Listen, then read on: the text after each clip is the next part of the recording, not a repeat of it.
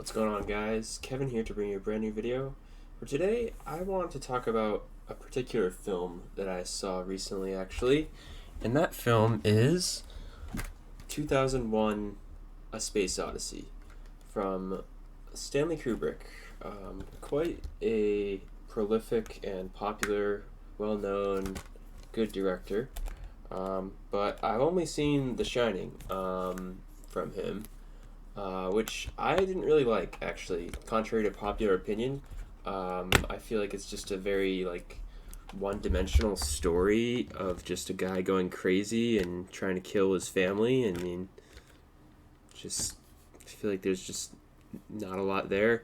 I mean, it's a good visual movie, like there's great visuals in it, but eh. But anyways, this is what we're talking about. 2001: A Space Odyssey.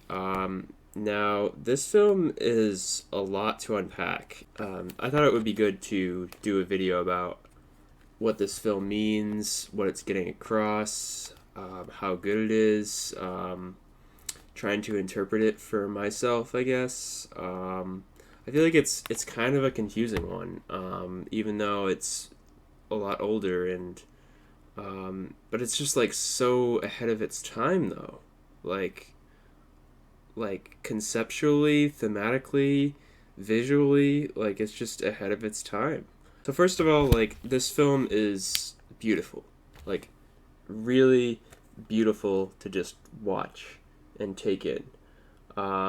There could be an extra 30 minutes of just awesome shots of all the ships and the space and the interiors of the ship, and I wouldn't care.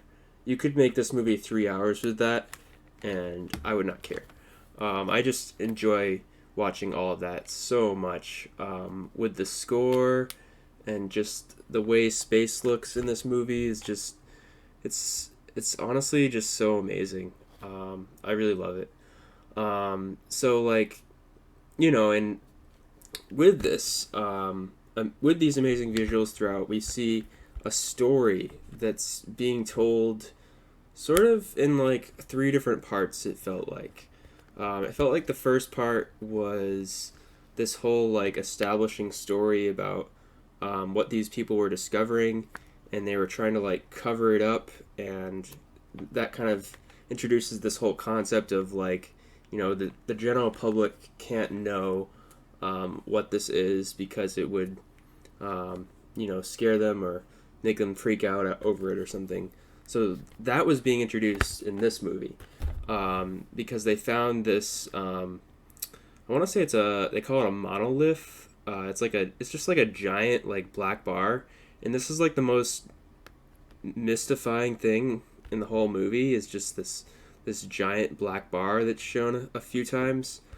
And they never really indicate what it does or how it works or what it really even is. So yeah, they find this thing, and even they don't know what it is, but they think it's tied in some way, shape, or form to the creation of life or the significance of life, I guess. So that's kind of cool. But what I really like is in the second hour of this movie, when we find out that this crew is taking a trip to Jupiter. The first ever trip to Jupiter. Very ambitious. They're trying to get to Jupiter for the first time in this long trip. Some people are hibernating.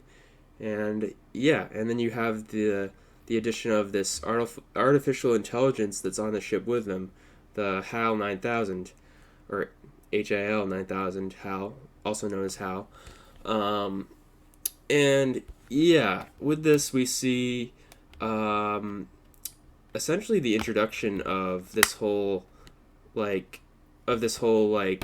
man versus machine thing, where it's man is trying to face off in a conflict against machine because the machine is too smart, or it feels like it can't be that self-aware, it can't be that smart, it can't be that conscious. And it is. HAL 9000 is like really smart. It talks like a normal human would. And so with this, there comes some problems, which is just like so interesting to watch play out. It's just done so perfectly here with the interactions between Hal and the other guys is just so well done. In like, when they're talking about like when they're debating about like who knows what and like whether or not like Hal is correct in his analysis and what if he wasn't correct, what if a machine that's supposed to be correct 100% of the time was not correct, then like everything just goes awry, like, and that's where this happens is like, these people find out, maybe Hal's wrong about this because the other Hal said something else about this thing on the ship that was malfunctioning. So like one of the Hals had to be wrong. So I guess they assumed that this Hal was wrong. Um, and essentially they plot to like shut him down, which kind of makes Hal like jump to the conclusion that they're gonna try to kill me, even though I guess they weren't necessarily going to, but it's still interesting to see this conflict play out. And if this whole movie could have just been that, like, this honestly like could have been like one of my favorite movies of all time. I gotta say, it was this whole part was just so good, so good. And then the last 30 minutes happens, and you're just like, what the fuck? So he shuts down Hal. Okay, cool. And then he gets a message. And actually I rewinded it to see this message because I was like, what are they really getting at here?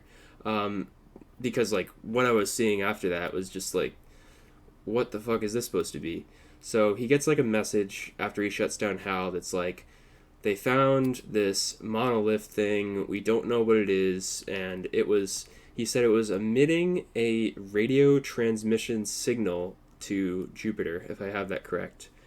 And I think that's what causes him to like go through all this stuff, I guess. Something involved with that causes him to like go through all this. And I think what's being shown here in this last 30 minutes is essentially like the creation of humanity, I guess, in a way. Because he ages. He gets older. I think what they're showing is that like he made it to Jupiter and then like he gets older and then like he dies. So they quickly show that like that evolution of his character, Dave, as he like stays on Jupiter, I think. And then he dies, but then like there's this baby towards the end, and it's showing like maybe like I don't know, like I could be completely wrong on this, but I think it's like the monolith or that giant black bar is like trying to like create life on Jupiter.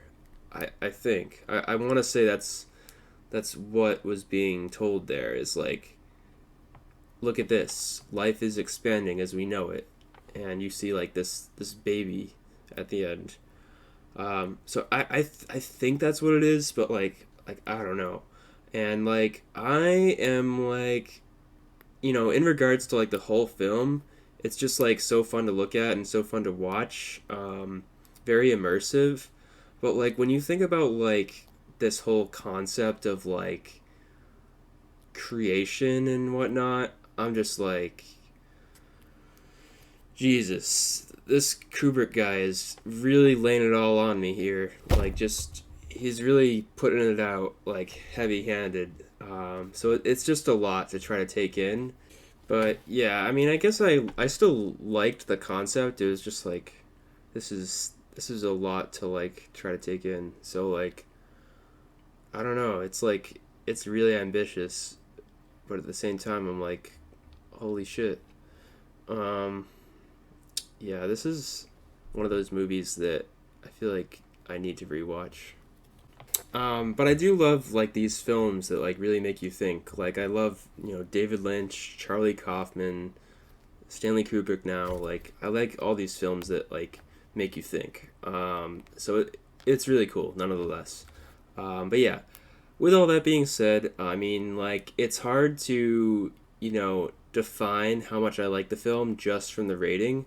So I'm glad I could do a review on this because, like, it's just like, oh my god, I love this film, but also, like, shit, dude, like, this is some crazy stuff. So, like, I'm rating this film a 9.2 out of 10, but, the rating, if you just hear the rating, you're just gonna think, oh my god, he loves this film. It's amazing. But it's like, yeah, I love the film, but like, damn.